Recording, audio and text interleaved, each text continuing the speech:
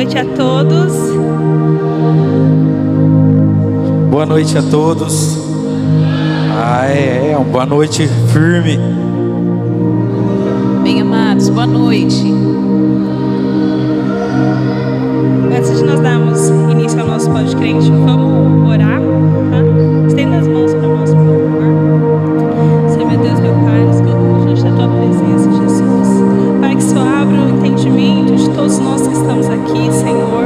Pai, que nós possamos sair daqui mais sábios e edificados, Espírito Santo. Usa a Vivian, Senhor, de uma forma sobrenatural, Senhor Jesus. Pai, que ela seja um canal de bênção sobre as nossas vidas. Espírito Santo, Tu és bem-vindo, Senhor. Direciona, Senhor, este momento. Nós te agradecemos, Senhor, porque nós sabemos que essa noite ficará marcada nas nossas vidas. Em nome de Jesus. Amém. Nós vamos fazer aqui esse Pod Crente, baseado tudo nesse Setembro Amarelo, né? Que é a contenção, a suicídio, a depressão. E eu acho que a igreja ela tem que estar com os olhos atentos a isso. A igreja ela precisa estar atenta a isso. E por isso que a gente, nasceu no coração da Paula de estar fazendo esse Setembro Amarelo, essa série de mensagens. E aí a gente procuramos a Vivian, que é especialista na área, e cristã também, tem uma visão cristã. E eu acho isso muito interessante. Então que agora que todos vocês prestassem muita atenção em cada pergunta, porque muitas coisas aqui podem ser usadas para nós mesmos, mas também pode ser usada para as outras pessoas, para as pessoas próximas a nós, nossos filhos, nossos pais. E eu creio que vai ser poderoso em nome de Jesus. Amém?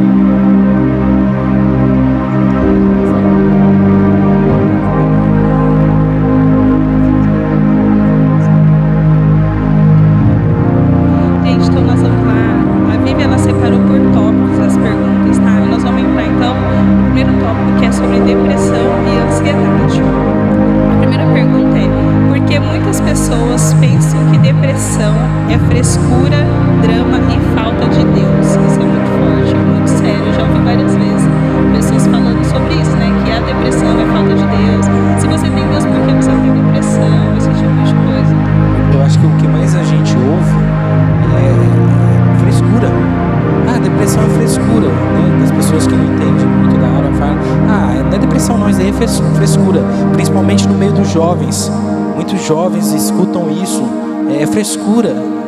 Não, isso daí é só frescura de adolescente, Eu acho muito importante essa pergunta. Mas olha, se a gente for pegar, até a Bíblia ela cita alguns exemplos que hoje a gente fala, poxa, eu acho que estava vivendo um período depressivo. Então, olha como exemplo Elias na caverna. Ele teve uma grande frustração ali, depois de uma grande vitória. E ele foi parar em um período em que ele falava para Deus: Senhor, me leva. Já pararam para pensar nisso? O ser humano ele é movido pelos pensamentos, como eu falei na semana passada, pelos sentimentos. E à medida que esses sentimentos eles intensificam, nós podemos viver períodos sim de tristeza profunda, de preocupação profunda que evolui para uma ansiedade. E quem fala muitas vezes, é frescura, é fase, é porque não conhece, não entende um pouco mais. Muitas igrejas até falam, eu acho muito legal, acho válido que a CACL tenha essa preocupação. Se vocês olharem para as estatísticas, inclusive, os líderes religiosos, eles são quem tem altos índices de depressão e ansiedade. Porque eles não carregam só o peso da vida deles, eles têm outras pessoas abaixo deles, a responsabilidade é imensa. Meus pais, eles têm 2 médicos amigos cristãos, o Dr. Elio Hiller, que é neurologista, e o Dr. Marco Buzzati, e eles sempre falam para os meus pais: cuidado, observa, vai analisando, porque é um fato, ninguém está imune, totalmente protegido, mas se a gente percebe os sintomas, a gente tem que ir lá e cuidar. Então não é uma frescura seus pensamentos. É interessante, né? Quando eu fiz a minha pós-graduação, eu aprendi que os seus pensamentos se transformam em proteína no cérebro. Olha que interessante. E isso percorre aí todo o seu cérebro, trabalhando com neurotransmissores. É um termo mais técnico, mas deixa eu explicar. É como se fossem pequenas ligações que se fazem no seu cérebro a partir dos pensamentos, mexendo com a química do seu corpo. Então, além de não ser frescura, é físico também. Eu acho essa parte que nós estamos aqui na falta de Deus. Eu acho essa questão muito importante, porque como você falou, tem muitos pastores, né, que hoje procuram um psicólogo, pastores renomados que precisam de tratamento, né? Então, eu acho que o importante é quando a pessoa sentir que ela está, abrir o coração e falar e pedir ajuda, né? Nunca tentar ser um super-ajuda. Tanto é, nós seres humanos, nós somos corpo, alma e espírito. A gente está com o espírito ok, mas se a gente sentir que a alma não está legal, pedir ajuda. Vamos, próxima pergunta. É assim: como falar, ajudar alguém com depressão? A gente pode ajudar até o nosso limite, o limite até do nosso conhecimento, porque às vezes a gente quer ajudar e não sabe como, não é? Então, o que você pode fazer por alguém que está vivendo um período depressivo, um período de ansiedade, de crise de ansiedade, de pânico? Melhor coisa, amados, é você ser suporte e não pedra de tropeço, tá? Como você vai ser suporte? Não criticando, apoiando, incentivando que ela busque ajuda, que ela se fortaleça em Deus, sim, mas que ela busque ajuda com profissionais da saúde, porque nós precisamos cuidar do nosso espírito, mas às vezes desregula tanto a química do corpo que a gente precisa trabalhar e regular isso aí. Mais do que isso, às vezes a ansiedade e a depressão, elas vêm porque nós ensinamos a nossa mente a pensar de determinada forma. Deixa eu ver se eu consigo explicar melhor. Por exemplo, eu ensino a minha mente, desde criança, às vezes eu aprendi a olhar para o pior das coisas. Desde criança, às vezes eu aprendi a ficar extremamente tenso e preocupado, buscando hipóteses, soluções que eu preciso estar preparado. Então, eu preciso regular a química do meu corpo com um médico que receite às vezes uma medicação, e eu preciso trabalhar, aprender a pensar de outro jeito com um psicólogo que me ajude aí a abrir um pouco a minha mente e achar outras formas de pensar. Poderoso. A terceira pergunta, eu acho ela muito importante, porque eu acho que não tenho, né, até uma pergunta, se começa por aí, a ansiedade, como lidar com a ansiedade, porque muitas pessoas, até crianças de 11 anos, eu tenho ansiedade, já até declarando, né, super novos, assim, eu tenho ansiedade, e no mundo que nós vivemos hoje, as pessoas têm, né, eu tenho ansiedade, e como lidar com a ansiedade, como identificar, né, a ansiedade. Eu vou até fazer um desenho. Dei trabalho para o Gabriel, né, Gabriel? Mas ele me ajudou bastante. Eu vou fazer um desenho aqui para explicar um pouquinho. E olha que coisa interessante. Se a gente olhar para a nossa linha do tempo, a gente vai ter aqui o nosso passado. Se a letra estiver ruim, gente, me perdoa. O nosso presente e o nosso futuro. O que é a ansiedade? A ansiedade é você viver o presente com a cabeça lá no futuro e encher o seu futuro de medo. Eu estou com a minha cabeça lá no futuro, eu não consigo viver o presente. As pessoas que têm ansiedade, elas estão sempre lá no futuro, com medo do que vai acontecer, procurando hipóteses, possibilidades que elas precisam ir corrigindo. Quem aqui já usou um computador? E eu sou das antigas, né? Quem aqui já usou um computador e deu uma tela de erro e de repente veio aquela cascata, um monte de coisa? Quem aqui? Já? Legal. A cabeça da pessoa que está com ansiedade, ela vê o primeiro sinal de perigo, abre a primeira janela, e aí ela começa, e se? E ela começa a pensar em todas as possibilidades. Então, olha só, ansiedade está aqui, ó, medo do futuro. Como que eu trabalho a ansiedade? Aprendendo a não temer o futuro. Uma das formas que eu preciso entender é que se eu aprender a descansar em Deus, eu paro de ter medo do futuro. Mas às vezes eu vivi tantas coisas lá no meu passado, lá na minha infância, que me fizeram ser uma pessoa extremamente preocupada, que me fizeram ficar pensando em hipóteses para resolver problemas, porque às vezes eu não pude confiar e descansar em pais, em professores, em pessoas que eram autoridade sobre mim. E se eu não aprendi a descansar, eu preciso aprender na vida adulta, porque senão isso evolui. O excesso de ansiedade, ele pode se transformar em ansiedade mais depressão. Então, para lidar com a ansiedade, eu preciso aprender, ensinar a minha mente a viver o presente sem ter medo do futuro. A palavra mesmo ela já fala, né? Basta a cada dia o seu mal. Eu acho que na semana passada eu falei que o Léo, meu marido, no momento complicado que a gente estava vivendo, a minha cabeça ia lá longe. E eu falava, nossa, mas mês que vem, ano que vem. E ele falava, para. Cadê a fé que você vive? A Bíblia está falando para você viver cada dia o seu mal. Você está trazendo o mal do ano que vem para hoje. Não vai dar certo. E tem gente que confunde, né, a fé. Tem gente que acha que a fé ela é acreditar naquilo que ainda não existe, né?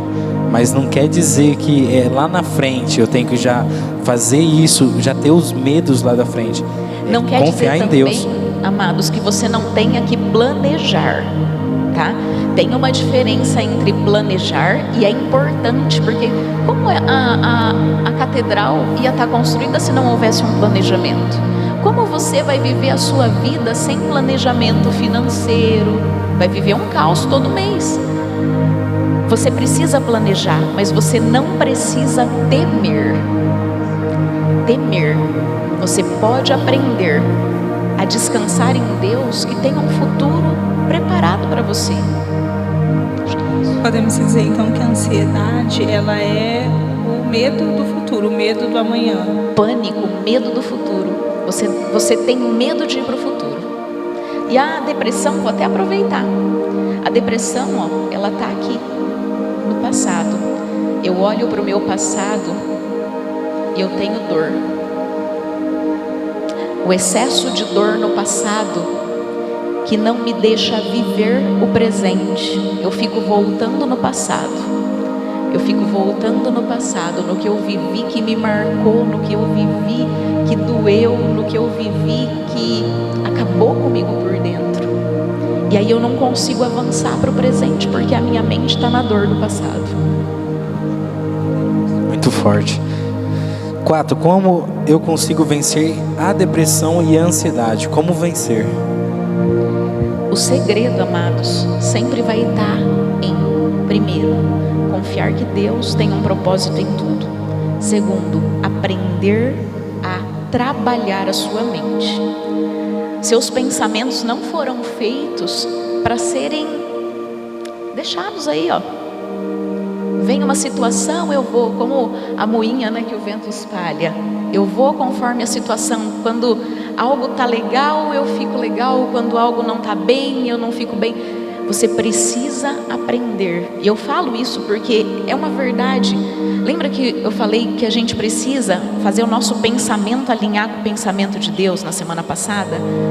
Você precisa aprender a colocar a sua mente no devido lugar que ela precisa estar. Só que isso é um aprendizado. É um aprendizado. A gente não aprende, não faz algo que a gente não aprendeu. Às vezes a gente aprende isso na palavra, com discipuladores, quando a gente se submete a ser orientado. Às vezes a gente precisa de um terapeuta. E não é errado, amados, porque Deus, Ele capacitou pessoas para que nós pudéssemos ser sarados. Ele deixou médicos, Ele deixou sabedoria nas pesquisas com remédios, Ele deixou profissionais que foram capacitados no estudo da mente. E eu vou para a palavra e eu associo a tudo isso o que Deus deixou para mim como recurso. Mas o segredo, a gente só vence a ansiedade e a depressão quando a gente aprende a trabalhar a mente da gente. Se você toma um remédio para ansiedade ou para depressão, ele vai tratar os sintomas, ele não trata a causa. Ele não vai tratar a causa. A causa é aprender a pensar do jeito certo, aprender a pensar diferente. E nisso o teu discipulador pode te ajudar. Quando a gente faz um discipulado com muita transparência, e se o seu discipulador falar, olha, eu acho que é hora da gente buscar ajuda especializada, é hora. Não seja resistente. A quinta pergunta é: como a depressão pode acabar com a vida da pessoa? Eu acho que aí entra todas as áreas, né? Como acabar, até a pessoa não chega o dia de fato dela acabar, né, cometendo suicídio, essas coisas, mas tudo, né? Porque muitas pessoas deixam de viver, de trabalhar, de ter convívio com a família, acaba com tudo. A depressão é como se você começasse a enxergar a vida em preto e branco. Você não tem mais prazer de viver. Você quer fazer algo sem prazer? Não é legal. Tanto é, já vou até entrar no próximo bloco só dando. Tanto é que quem busca o suicídio, ele quer aliviar a dor, porque está tão pesado viver, está tão dolorido, que a única saída que ele vê não é a certa. Porque a gente tem aí os médicos, os terapeutas, a gente tem a parte espiritual que é extremamente importante. Existe uma guerra espiritual pela nossa alma e a gente precisa entender que tudo isso faz parte. Mas a depressão, ela tira a cor da vida. Você não tem prazer, não tem por que levantar, não tem o porquê fazer. Eu atendi a semana passada uma adolescente, jovem, entrando assim na fase dos 18 anos, que ela estava me falando que ela levantava porque tinha que levantar, porque não tinha mais prazer. Tem que fazer porque tem que viver. E eu tenho insistido com ela para trabalhar a medicação, mas ela ainda está um pouquinho resistente. Mas, amados, quando a gente percebe, a gente já tem que fazer o que Deus deixou ao nosso alcance. Se Deus é bom, por que permite a depressão? Essa é forte, hein? Na realidade, não é Ele que permite, porque a palavra, ela fala, o pecado não entrou por Deus.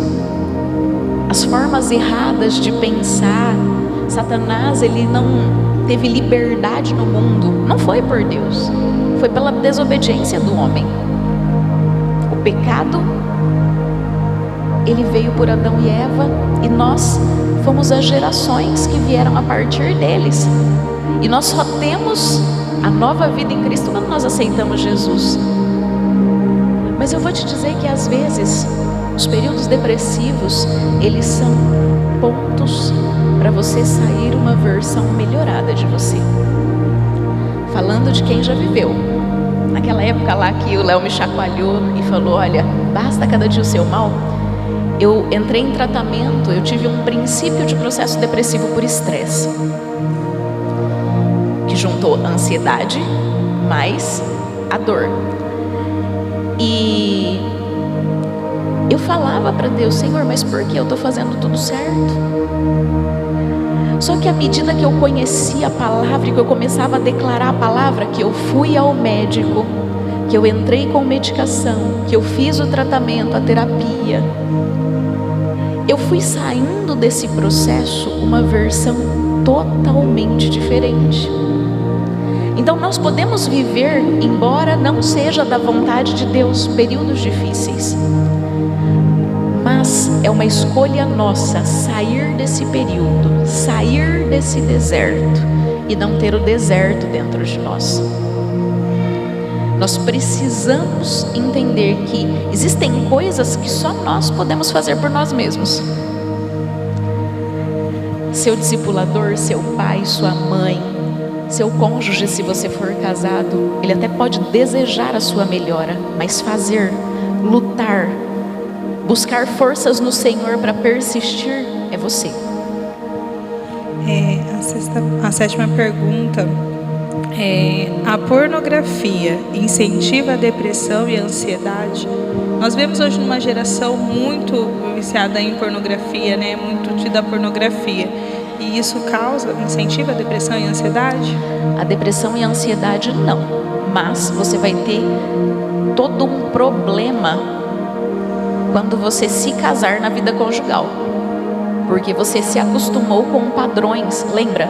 Mente, pensamentos. Você está alimentando a sua mente com padrões que não são saudáveis. Quando você vai, aí eu vou falar um termo técnico, tá? Quando você vai para a parte da pornografia, você está alimentando o seu cérebro com uma química, com um neurotransmissor, que ele chama dopamina, que desperta a sensação de prazer. Então é como se na sua mente fosse liberada uma descarga muito grande. Por exemplo, as drogas, elas liberam também no cérebro a dopamina, a sensação de prazer imediato. Agora imagina que o seu cérebro, ele está sofrendo uma descarga imediata. É como se alguém estivesse batendo. Vai danificar os circuitos cerebrais. Então você não tem mais prazer com algo normal. Vai indo dali para pior. Então ansiedade e depressão não, mas você danifica os seus relacionamentos. Amém. Todos estão com nós aí, amém? Glória a Deus. Tudo bem, gente? Vamos aproveitar para a pergunta. Por que as pessoas tremem, sentem falta de ar quando estão tendo crise de ansiedade? Elas começam a tremer e vem aquela falta de ar. Falta de ar, você tem a sensação que você vai morrer, que você não vai conseguir respirar. Até a respiração, né, ataque cardíaco, tudo isso é sintoma da ansiedade, mas isso acontece porque quem já teve aqui, gente, levanta a mão, quem já teve aqui crise de pânico ou ansiedade, levanta a mão. Ok, tudo começa com um pensamento. Tô certo ou tô errado? Você começa com um pensamento e às vezes, já teve casos da pessoa me falar assim: eu fui subir na esteira da academia, eu fiquei com medo de ter a crise, na esteira eu tive a crise. Tudo começa nos pensamentos. Os seus pensamentos, eles vão trabalhando e o seu corpo vai entrando naquele modo de ansiedade. Tá? O corpo da gente, ele não é preparado para excesso prolongado de ansiedade. Então quando você dá uma descarga muito forte, você alimenta aquilo com pensamentos, você vai ter sintomas físicos. E chega nesse final, né, que é o medo.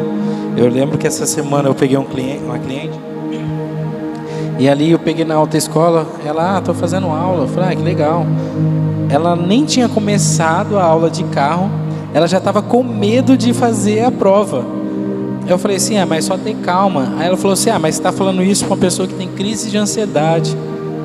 Aí eu fiquei assim, meu Deus, como é as coisas. A ansiedade, ela vem realmente por aquilo que está lá no futuro, nem chegou ainda. E qual que é o teor, né?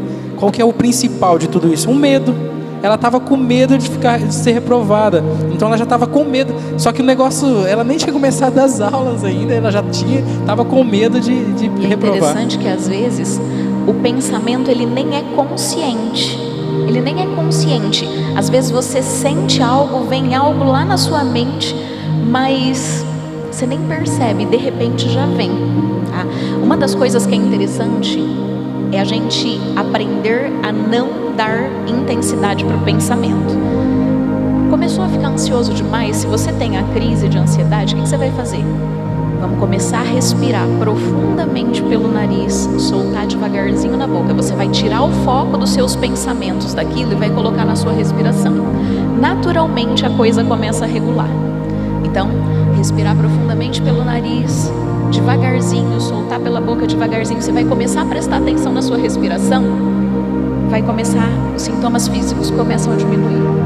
Eu ia perguntar sobre isso, por exemplo, se você está perto de alguém que está tendo crise de ansiedade, o que seria bom o que fazer? Mas é uma dica. Pede para ela fechar o olho, prestar atenção só na sua voz. E você vai falar, ó, comigo agora. Respira, puxa pelo nariz, vamos. Enche todo o seu pulmão, agora solta devagarzinho pela boca. E você vai conduzir essa pessoa nessa respiração pelo nariz e pela boca de 5 a 10 vezes. Coloca ela sentada. E vai aos pouquinhos, com voz calma, vai falando para ela. Muito importante essa dica para todo mundo, né?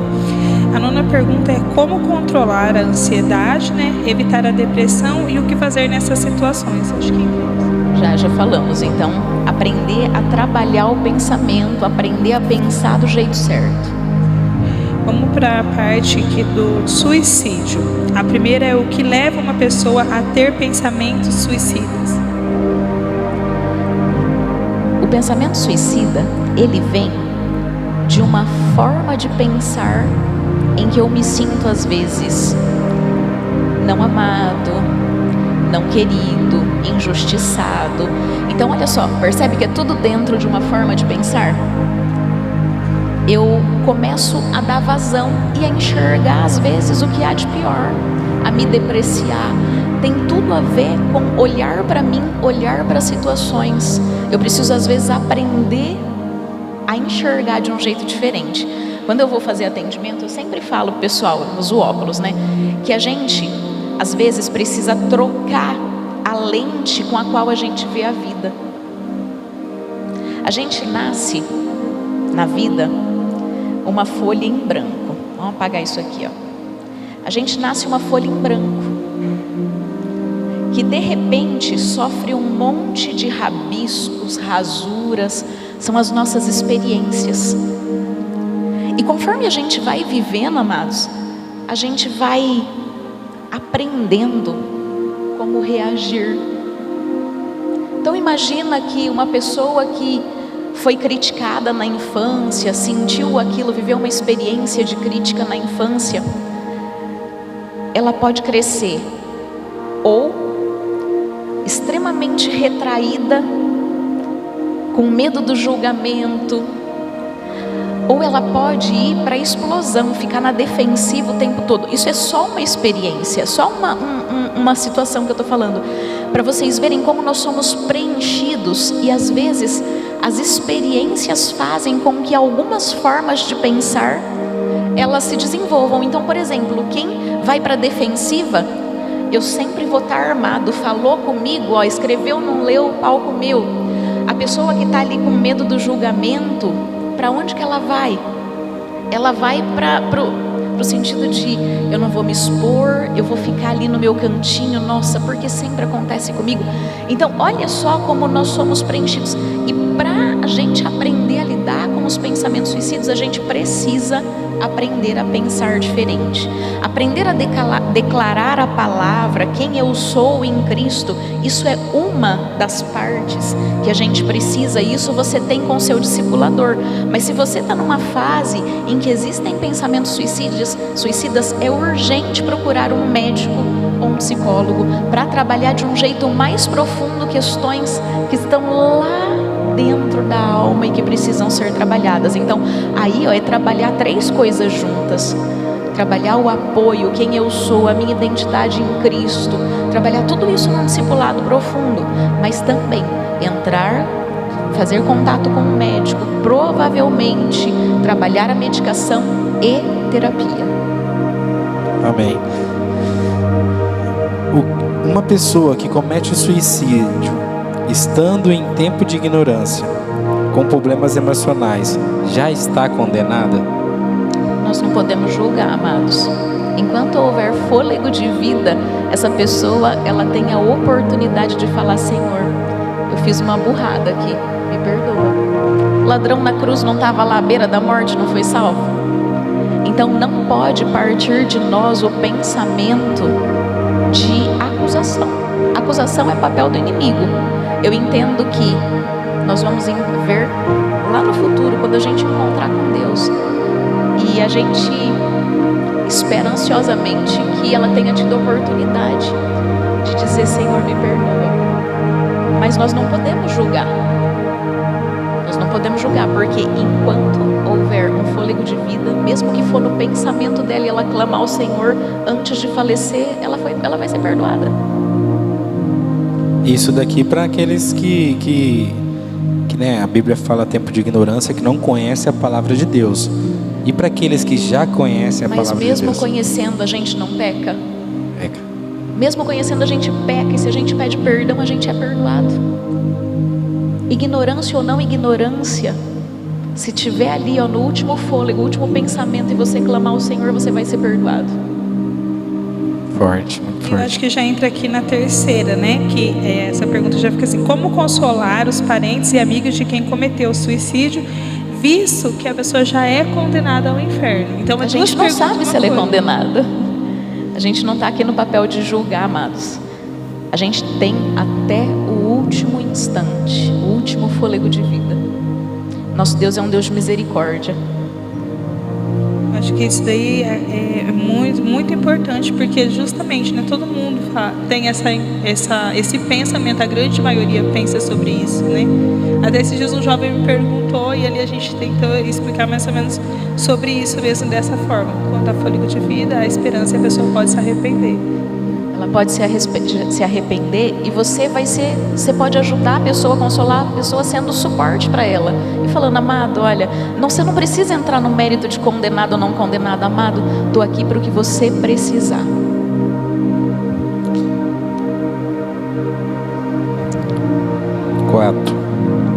Quais os tipos de pensamento suicida e como identificar? O pensamento suicida é aquele em que eu olho para a vida, eu já não vejo cor, e eu começo a desejar não estar aqui. Eu começo a desejar: se eu for, vai ser melhor. Às vezes tem algumas situações onde a pessoa passa perto de um lugar e fala: se eu jogar a minha moto, meu carro daqui, se eu passar por esse pontilhão e fizer isso, isso já é pensamento. Isso é sinal de buscar ajuda urgente, buscar ajuda espiritual, buscar ajuda dos profissionais da saúde, amados. O que fazer com os pensamentos suicidas? Buscar ajuda. Acho que é isso. O discipulado, ele entra numa área muito importante, muito séria, né? Que até que você falou de 80%, sábado passado, 80% entra o discipulado, o cuidado do seu líder, né? Porque se você tem um cuidado ali com alguém diariamente, semanalmente, né? Alguém que te acompanha, ela vai te ajudar muito. Principalmente, Paula, às vezes você está ali no cuidado e a pessoa, ela nem percebe o que ela está falando. E às vezes o discipulador, ele olha, ele já percebe, e ele vai falar assim: amado, a gente precisa intensificar um pouquinho a oração aqui. Ou vai perceber: olha, já é hora de buscar ajuda profissional mesmo. Porque todo mundo que se submete ao discipulado, ele precisa estar com o coração aberto a ouvir, Sim, né? A escutar, e o papel do discipulador é ajudar em todas as áreas, né? Eu falando isso agora, eu lembrei de quando eu cheguei na igreja, né? Eu tive um relacionamento anterior muito conturbado, e eu lembro que eu tive esse começo de depressão. Em 6 dias eu emagreci 7 quilos, e eu só queria ficar dentro do quarto, eu só queria ficar no escuro, eu só queria não ver ninguém. Eu achava que ninguém me amava, que ninguém gostava de mim mais. Só que o discipulado foi muito, mas muito importante. Eu lembro até hoje que na época o meu discipulador ficava dentro do meu quarto, junto comigo, e ele não saía de lá. E isso me impactou de uma forma que eu falava assim: pô, esse cara podia estar trabalhando, podia estar fazendo qualquer outra coisa. E ele na época ele tinha uma idade mais novo do que eu. E eu falava assim, o que esse cara tá fazendo aqui? Eu ficava pensando, o que ele tava fazendo? E aí onde que você falando é essa questão do suporte. Tipo assim, eu tive esse suporte, onde que tipo assim, o discipulado me ajudou muito, muito, muito. E graças a Deus, né, por causa do poder do discipulado, eu fui curado e hoje, para honra e glória do Senhor, estou curado, né? Nós entramos na parte do suicídio, acabou. Nós vamos entrar na parte de eventos de injustiça. Eu achei todas essas perguntas muito fortes e importantes. E a primeira, ela mexe comigo porque eu tinha esse mesmo sonho e Deus realizou, né? E meu sonho é ser mãe e não consigo. E com isso, não consigo focar em mais nada, somente na minha frustração e dor. O que fazer? Então, só uma pessoa que teve dificuldade para engravidar sabe o quanto que é difícil, os negativos, a frustração, como que é e o que fazer, né? Como que a pessoa está só focada nisso, não consegue enxergar mais nada. E eu lembro que o meu médico falou para mim, né? Quando você descansar, vai acontecer. Ele falou para mim isso. Olha que interessante, amados. Vou nos meus desenhinhos aqui de novo. A gente tem algumas situações que a gente vive e que às vezes elas impactam a gente profundamente de um jeito negativo. Eu chamo isso de eventos de injustiça. O que é um evento de injustiça? É algo que eu não estou conseguindo administrar nas minhas emoções, como não ter um filho, não conseguir. Tem algumas situações, você quer citar os exemplos das outras também? Nós temos aqui, tem a questão do divórcio, essa pode entrar? Pode. Após o divórcio dos meus pais, me sinto dividida. Quase não vejo meu pai e não sei se é porque ele não quer ou minha mãe que dificulta. Fico dividido e muitas vezes sinto raiva e me tornei insegura em relação à minha imagem e falar com pessoas. Devo procurar terapia? Eu vou até dar uma resposta para essa antes, depois a gente vai voltar ali na situação. Mas olha, vocês percebem, sempre eventos. Não posso ter filhos, sentimento de incapacidade. Os pais divorciaram, eu estou perdida, eu perdi o chão, né? E aí, para quem fez essa pergunta, eu vou dizer uma coisa. O casamento dos seus pais era um problema deles. Seu pai continua sendo pai, sua mãe continua sendo mãe. Estabeleça os vínculos com os dois. Não deixe um, mesmo que um dos dois esteja errado. Honra teu pai e tua mãe. Mas eu vou falar um pouquinho sobre essa questão da injustiça, que provavelmente o vínculo está ali por conta da injustiça.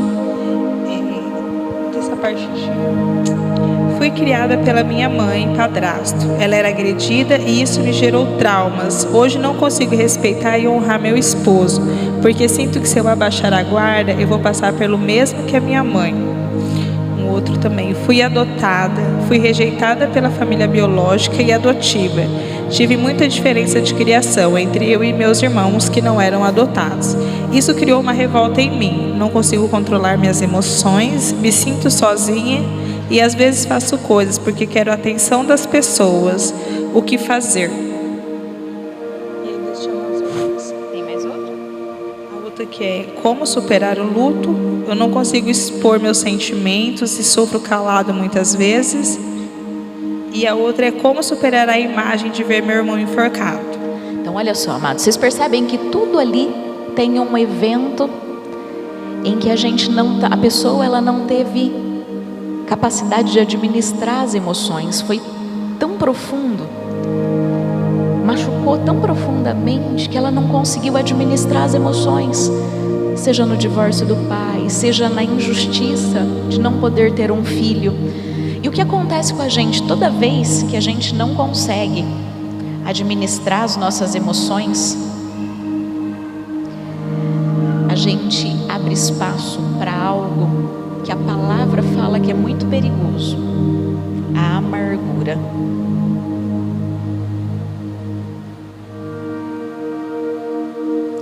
Lá em Hebreus 12:15, se não me engano, a Bíblia ela fala para a gente: cuidado para que não crie em vós raiz de amargura e brotando ela contagie. as pessoas. A amargura nada mais é do que a mágoa com relação a algo que eu vivi. E às vezes eu vivo esses eventos de injustiça e eu não consigo administrar. Eu me torno alguém que fica focado na dor. Lembra lá? Passado, dor. Eu vivi um evento no passado e eu fico focado na dor. E se eu não resolvo essa amargura, amados, eu posso evoluir. Eu posso evoluir para uma fase em que eu começo a ficar ressentida. Eu tenho o ressentimento. Mas eu posso administrar as minhas emoções ali também, mesmo nessa segunda fase. Só que se eu não consigo administrar, eu ainda desço um pouquinho mais. E eu começo a viver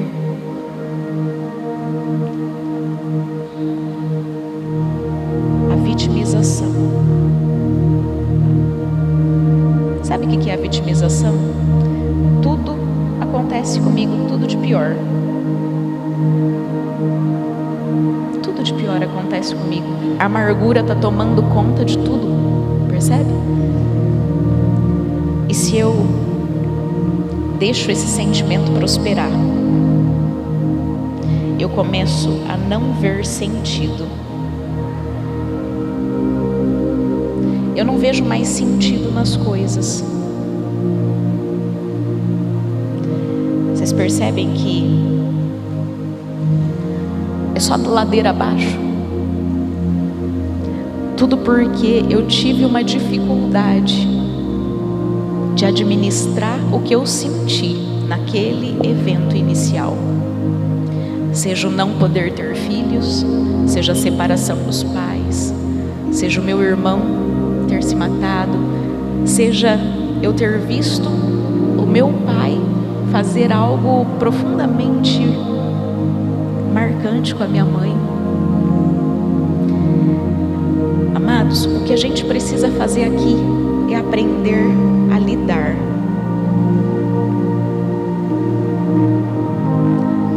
Com esse evento original. Eu preciso aprender a levar também aos pés de Jesus isso. Pedir para que Ele entre com o bálsamo dele. E se necessário, eu vou precisar de ajuda também para trabalhar isso. Eu tive uma cliente antes da pandemia que ela chegou para mim com crise de pânico. Ela ia pedir exoneração de um cargo público. E aí, para entender melhor, eu fui perguntando para ela: mas faz quanto tempo que você trabalha com isso? Faz 15 anos.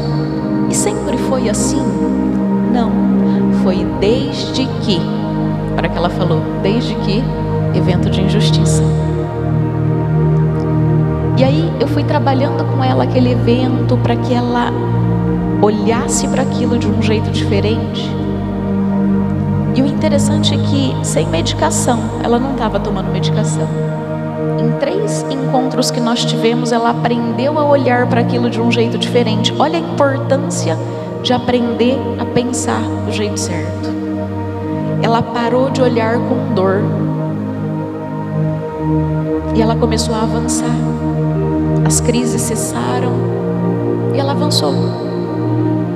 Ela desistiu, inclusive, de pedir demissão, pedir exoneração do cargo público. Aliás, ela foi promovida à chefia. Às vezes, o que a gente precisa é olhar para o que está doendo e aprender a trabalhar aquilo de um jeito que não fique dor, mas de que a gente tire dali aprendizados. Aprender a trabalhar a mente da gente de um jeito que a gente tire dali forças.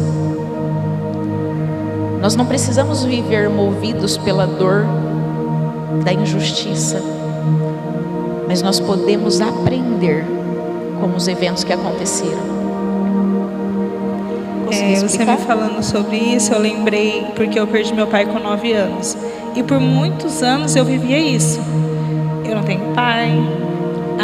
Isso, porque eu me tornei assim porque eu não tive pai.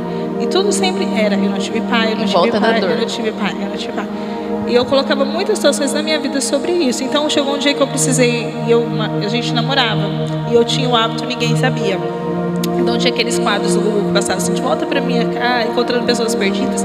Eu sabia que meu pai tinha falecido, eu fui no velório dele, fui no enterro dele, mas eu olhava para a televisão com aquela impressão que poderia ser ele. Eu ia na rua, às vezes encontrava um morador de rua, eu olhava, que eu tinha a impressão que poderia ser ele. E aí uma vez eu consegui abrir para o William, eu consegui falar com ele. Uma vez também, uma situação, eu precisei chorar, de gritar assim. E aí, onde Deus me falou: você viveu 9 anos com seu pai. Eu tenho muitas recordações com ele. Ele era um pai extremamente presente. E aí onde eu pensei, tem filhos que não conhecem os pais, né? Que são rejeitados. Tem filhos que vivem a vida inteira com o pai, mas que não têm boas recordações. Aí foi onde Deus me levou. Eu tive um pai por 9 anos, mas ele foi o meu pai por 9 anos. Comecei a lembrar todas as fases boas, recordações. Então ele marcou minha vida, ele levava eu para a escola. Vou até pegar esse seu exemplo, Paula. A sua mente estava na perda e ela mudou de direção para as coisas boas que você viveu, para o legado que ele deixou.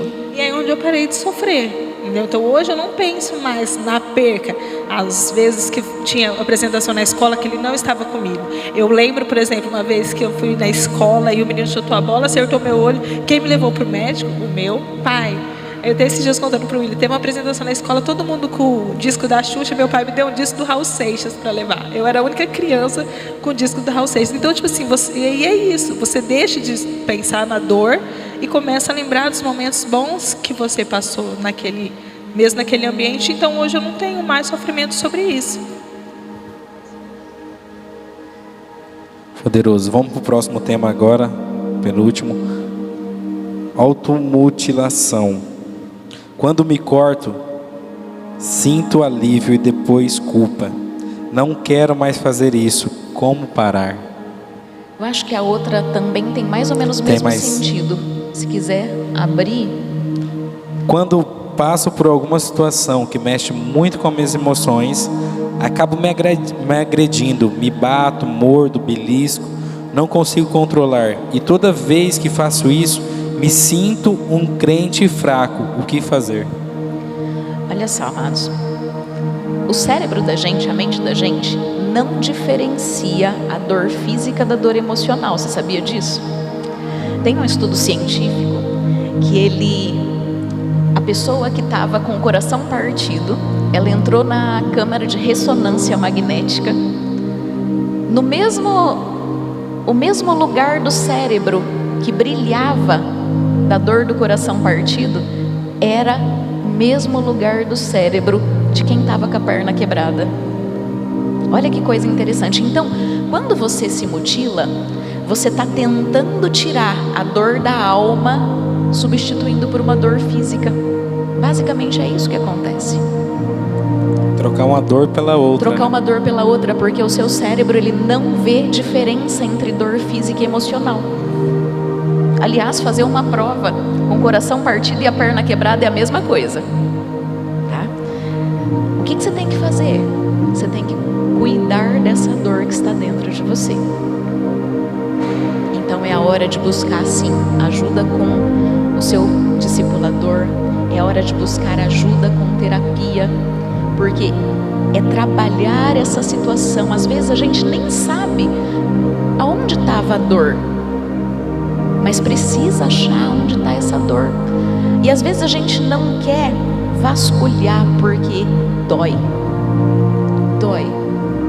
Mexer nas nossas feridas emocionais dói. Abrir a nossa vulnerabilidade, abrir a nossa fragilidade dói. Você fala, eu vou olhar para isso de novo. Mas, amado, é doer uma vez para não doer mais. É como um machucado que infecciona com um pus e já criou casquinha. Você precisa tirar a casquinha, vai doer pra caramba. Você precisa tirar a casquinha e precisa tirar o pus para pôr remédio. As questões da alma, como a automutilação, como os pensamentos suicidas, como os eventos de injustiça, às vezes a gente tem que ir lá tirar a casquinha, tirar aquela sujeira para pôr remédio. Então, como eu venço isso? Você não é fraco. Quem pensa que é fraco, não é fraco. Você está com uma dor e você está substituindo uma dor pela outra. Como você vai vencer isso? Com ajuda. Mais do que seu discipulador, no caso de automutilação e no caso de pensamentos suicidas, procura terapia. E se necessário, a terapeuta ela vai te encaminhar para um médico, um psiquiatra ou para um neurologista. Eu sempre via jovens e adolescentes, né, fazendo essa questão da automutilação. E há pouco tempo eu conheci uma mulher, já senhora, de cabelo branco, com automutilação. Isso me impactou, porque eu nunca tinha visto, né? Então, tipo assim, imaginei quanto tempo essa pessoa vem sofrendo com isso. E foi o que eu falei para ela, né? Se ia pegar com o Espírito Santo, mas procurar ajuda. Porque há muitos anos, né? A pessoa sofrendo sobre isso. Mas não é... Pensa aqui comigo que a automutilação é uma forma de eu lidar com a dor. Existem outras formas de lidar com a dor. Pensamentos suicidas é uma forma de lidar com a dor. A compulsão por comer por conta de uma dor emocional ou da ansiedade é uma forma de lidar com aquilo. Então o que eu preciso? Eu preciso aprender a lidar com o que está acontecendo dentro de mim. Vamos para a gestão das emoções. Como superar o bloqueio de se abrir com as pessoas? Eu acho isso muito importante. Se a gente tem um bloqueio de se abrir com as pessoas, é porque a gente já foi machucado por alguém, né? E eu vejo a Bíblia ser lá pai atrás. e mãe? Pode ser pai e mãe? Também, sim. Porque pai e mãe são seres humanos que podem quebrar a confiança também da gente. E aí a gente se fecha, forma aquela casca dentro da gente, pode. Mas olha que interessante, amados. Eu vou me abrir com qualquer pessoa? Não. Eu não vou me abrir com qualquer pessoa. A Bíblia, ela traz um exemplo claro disso. Eu vou sempre falar de livro, porque eu gosto de ler, tá? Tem um exemplo que o Tiago Brunet, ele cita num livro que chama Especialista em Pessoas. Ele fala que Jesus, ele não se abria com todos os 12 discípulos. Ele tinha 12 discípulos, mas ele tinha 3 mais chegados. Quem que ele levou quando ele suou, chorou lá gotas de sangue? Os 3 mais chegados. Para quem que ele compartilhava quando foi lá para o jardim do Getsemane? Os 3 mais chegados. Você não vai se abrir com qualquer pessoa, mas você vai começar a observar pessoas que tenham maturidade na fé. Você vai começar a observar pessoas que tenham princípios e valores parecidos com os seus. Pessoas que valorizam as mesmas coisas que você. E você vai aos poucos. Não é de uma vez. É como se fosse uma terapia de exposição. Quem tem medo de barata, de aranha, não é do nada que a pessoa chega perto, senão ela tem um treco. Você vai gradativamente, em segurança, se expondo. Uma hora você conta uma coisa que não é tão profunda e você vai aos poucos se abrindo. O medo, ele não é vencido na retaguarda, ele é vencido enfrentando, mas gradativamente em segurança, observando pessoas com maturidade na fé e que tenham os mesmos princípios e valores que você. E último, como ajudar uma pessoa que oscila muito, até no comprometimento com o espiritual? A oscilação, amados, ela pode ter a ver com alguns aspectos. Você pode oscilar muito, porque você às vezes tem déficit de atenção. Quem tem déficit de atenção é o rei de começar e não Tiago terminar. Brunet, ele tem, né? Sim. Tiago Brunet. Então assim, é o rei de começar e não terminar, de largar as coisas pelo caminho. Então é natural que essa pessoa oscile. E quem tem TDAH tem uma propensão muito grande de desenvolver ansiedade. Por isso é importante acompanhamento com médico neurologista ou com psiquiatra, porque precisa tomar uma medicação. Na escola, às vezes, você não consegue ter o desempenho que você poderia, porque você tem o déficit de atenção. Você pode ter também uma personalidade que é mais comunicativa, mais voltada a novidades, e aí oscilar por conta disso. Ou você pode oscilar também por um aspecto espiritual. Aí você vai para o discipulado e você vai conversando sobre o que te faz oscilar. Um discipulado profundo, ele é uma mão na roda. Porque se você identifica ali um fator espiritual que te faz oscilar, jejum e oração. Você vai trabalhando aí o que acontece com jejum e oração, declarando a palavra, declarando. Se é uma questão que você já percebe no discipulado que não é espiritual, que às vezes precisa mesmo, olha, desde criança era distraído, desde criança o professor reclamava que não parava no lugar. Você já começa a investigar ali, ó, o discipulador já pode começar a investigar, mas sempre você teve esse problema de oscilar. E você vai ajudando-se desde pequeno, existe uma grande chance de poder ser aí um déficit de atenção. Bíblia, a gente chegou no final das perguntas. Queria agradecer você. Nossa, assim, para mim, e creio para todos nós, foi muito importante esses 2 dias. Quanta coisa nós aprendemos, quanto ouro, como o Pai fala, nós tivemos. Então nós somos extremamente gratos por você ter vindo, ter compartilhado com a gente. Você gostaria de deixar alguma mensagem, falar alguma coisa? Quero. Foi um prazer para mim também, amados, porque a gente tem que entender no reino que nós temos armas espirituais e nós também temos profissionais que Deus capacitou para nos ajudar. Então, como a gente está falando aqui do Setembro Amarelo, um mês do cuidado com a nossa saúde emocional, o discipulado, ele te ajuda muito. Mas se o seu discipulador, ele falar, amado, vamos procurar uma ajuda profissional para essa área, não seja resistente. Quando a minha mãe falou para mim, filha, não está normal, eu fui muito resistente, eu devia ter ido no começo. Ela praticamente me arrastou para o médico. Falou, já está pago, você só tem que ir. Eu falei, eu vou, né? Já está pago.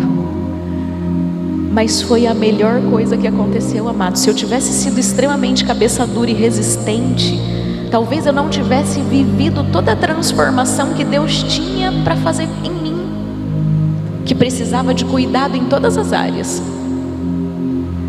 Então, não seja cabeça dura como eu fui, não seja negligente. Percebeu alguma coisa, corre para resolver.